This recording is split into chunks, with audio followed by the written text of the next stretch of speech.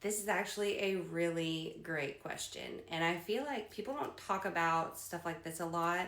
And so I'm glad that you asked because I could talk about this for an hour. But I'm gonna make it quick, I promise, because I can be long-winded. There is overlap slightly in all four of these books.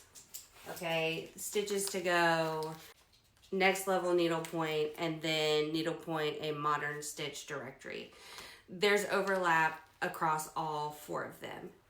However, for me, there is enough useful information in each book for it to like warrant me purchasing each one.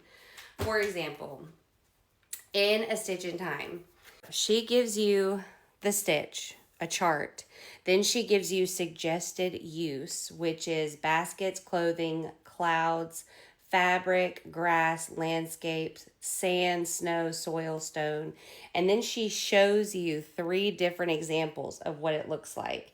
And she tries to show you very different examples. Like this one has beads, this one's variegated, and then this is done with 2 different colored threads. So I feel like she does a really good job of showing you like, hey, this is how you do the stitch. Here's a brief description of how to do the stitch, and then suggested use along with several examples. And she does that for every single stitch, which is really cool.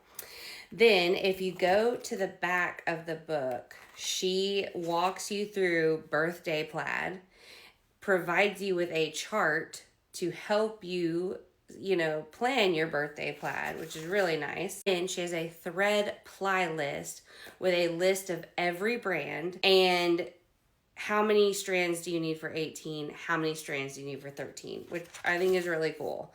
And then she's got a long list of tips and tricks for like using a snag nabbit, stitching with Silk Road straw silk. R.I.P. Stitching with Frosty Rays or Flare, what to do with beeswax. I mean, she just has a lot of good information, and she even has like a finishing log here at the end, and then she's got a place for you to like draw your own stitches. And if you're like, man, I really need a stitch that will work well for architecture, you go to the back and you find architecture, and you can, all of the stitches on these pages will work for architecture. And she does that for everything. Okay, a mustache, petals, sand, shrubs, sky, snow. It goes on and on. Okay, so this book is really, really well done. Really well done. And just to like have some honorable mentions, if you're new to needlepoint, this is a good starting place. But what's even better is the card version of this, because then you pick a stitch, you throw the card in your project bag, and you are stitching on the go. So good for beginners. If you already have that book and you're wanting to up your game, this is also a good option. I really like this book. It kind of does the same thing as the other one. It shows you a chart of the stitch, a picture of the stitch, and gives you like directions on how to do it. Like you need to start from the bottom and work your way up, etc. Stuff like that. So, like this book.